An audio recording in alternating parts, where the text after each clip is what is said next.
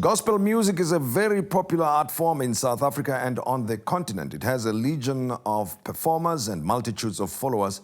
And in South Africa, we also had the Crown Gospel Music Awards, which has now grown into the Trumpet Africa Gospel Music Awards. The ceremony was held at a gala event in Johannesburg this past Saturday. And to tell us more about this occasion, we are joined by Zanele Mbokazi. Thank you very much, ma'am. Thank you very much for joining us. And I like it when I see my colleagues in the media branching out, creating new things, becoming great people, influencing events like you now. So Africa, when it talks gospel, it uses you as a point of reference. That's actually true.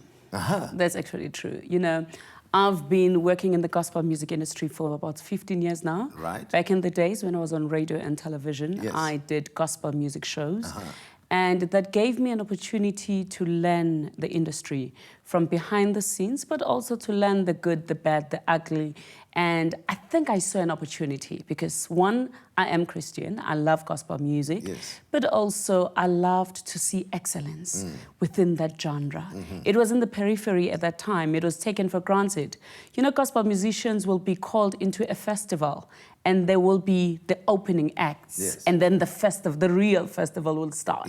Yet they were selling big, yet they were very popular, but gospel music somehow 12 years ago was not part of the mainstream, in inverted commas. So our aim from the organization that I represent, the World Gospel Powerhouse, was to make sure that we take gospel music into the mainstream, but also to make sure that there is excellence within the industry itself. You know, I mean, as you say, as a genre in its own right in South Africa, it's a very powerful one, very popular, right? And where do the crowds come from? I mean, the number of people, the followers of gospel who buy the music, and they demand that music. Absolutely. Look, they're very disciplined. Look, we've got a captive audience. We've got the churches first, okay? And then gospel music cuts across from Uandi, who helps me at home, to the CEO of a mega a multinational company.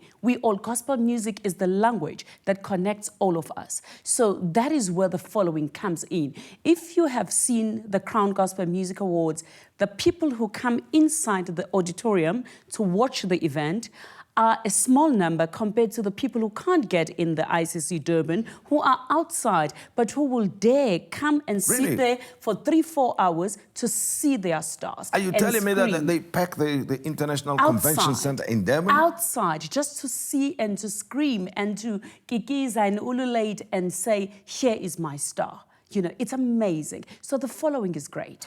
Tell me about the Trumpet Gospel Awards, and then we'll work back to the Crown Gospel Awards. I mean, how did it go? My goodness. We had an amazing celebration of Africa. An amazing celebration. For the past 3 years, we've been traveling around the continent as the World Gospel Powerhouse, making sure that we are talking to the various gospel music associations, individuals, and the media in those countries, but also just to learn the subgenres and to listen to the sounds. So the past weekend, 21 different artists from different countries. I'm talking Benin, Ivory Coast, Ghana, Nigeria, Togo, Zimbabwe. They all came together and we had the first Trumpet Africa Gospel Music Awards, truly, truly representing the continent and the diaspora. We had guys from Jamaica and the Caribbean. So it is that platform where it goes beyond the microphone. Yes, it is about the music, but also we are opening up the new markets. We're saying to our gospel musicians, you can't think just about being popular in Johannesburg or Durban or Inanda. Think bigger than that. Yes. What we've done with the trumpet, the world is now their stage. Well, firstly, the title Trumpet, I'm sure it is inspired by very much so. A Christian message somewhere. Yes. Tell me, why trumpet? We're sounding the trumpet. Look, there are various meanings of the trumpet within in the Bible. The Israelites understood the sounds, the different sounds and different meanings. They knew that if the trumpet will sound this way, it would mean a war. It's a war cry, or it's a celebration, it's a jubilee, or it's a warning. So we're saying the trumpet will sound again when Christ comes back. So we are charging our gospel musicians. We are reminding them that, hey, keep the main thing the main thing. At the end of the day, you're You're not kwaito singers, you're not hip-hop singers, but you're gospel. And gospel means the good news. Yeah, and the good news is Christ. And talking about gospel, how does it differentiate itself from the other genres? And do you think that the followers and the collectors of this music form see themselves as a group apart, or there'll be people who've got a variety of tastes anyway, and gospel just happens to be one of the types of music that they like? Look, they do see themselves as being apart because, as I've said, gospel music, what makes it different, it is music at the end of the day, but what makes it different is the message. Because gospel, the word gospel means the good news. Yes. And the good news is Jesus Christ himself. So you can't sing about him and not know him. So gospel, we always, in all our workshops, whether we're talking about your royalties, we're talking about the business of music, we always have to come back and say, where is the gospel in gospel music? If I understand you correctly, then it sounds like you deal with the entire value chain, the way you love this form. I'm loving it. You don't just listen to it and sit back and enjoy and say, decide whether it's good quality or not good quality, but you're dealing with each and every aspect of the business. It is the value chain. I'm a marketer by training, okay? I'm a marketer by training.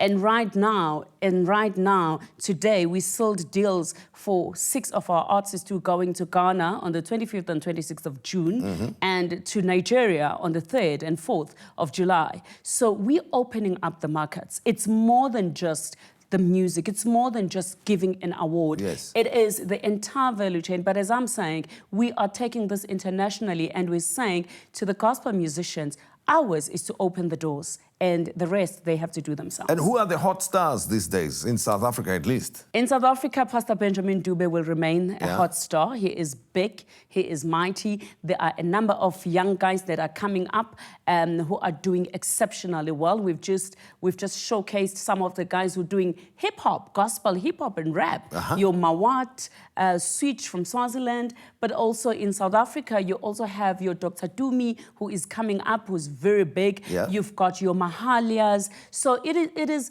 again, all these people I've just mentioned have different sounds. Which just makes it beautiful. Gospel music is evolving, it is growing. I'm very happy to hear that Benjamin Dube is still in there. Oh my goodness. And what still a big chief. He did at the trumpet this last weekend. Oh no, I salute him. But you are very inspired, enthusiastic when you talk about you come alive anyway, but I think you are on something when you start talking about gospel. So what happened in the past? It's been for 17 years. Right, including the time when you were broadcaster on radio and TV. Then, is that how you'd feel when you presented your shows? Look, there's 2 things about me. I am an author and I am a writer. And I think it all comes together when I talk about my voice and my pen. So my inspiration always comes from that, but it ties in my entire life, comes together with these 2 things, the voice and the pen. So radio and television gave me a platform to learn, but also to understand people. And I think when I eventually retire, I'm gonna go back to radio and television. That will always be my first love. Okay, but for now you are an organizer putting stuff together and thinking new ideas of how to take this. That's my currency. I sell ideas. Exactly. And then the public generally, how have they responded to gospel and the efforts that you've invested in making sure that it goes to other markets and that artists grow?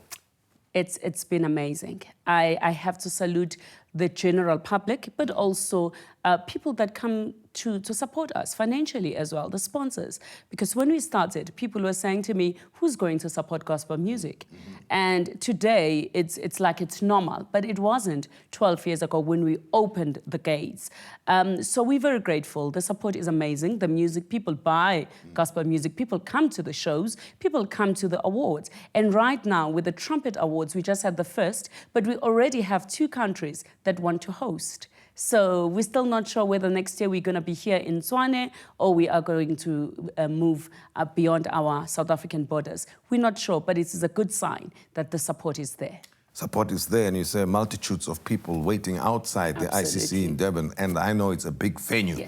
They can't get in, but they still wait for hours and enjoy themselves. Thanks very much, and I'm sure the public that follows you and follows gospel very, very happy with the work that you are doing and the growth of the South African artists. Thank you very as much. As well as the new product that you're bringing into South Africa. Thank you very, very much. And just for further information, if they'd like, please, I would really love to urge them to go to our website, www.theafricangospel.com. Theafricangospel.com. They'll find all the information regarding African gospel music, including South Africa.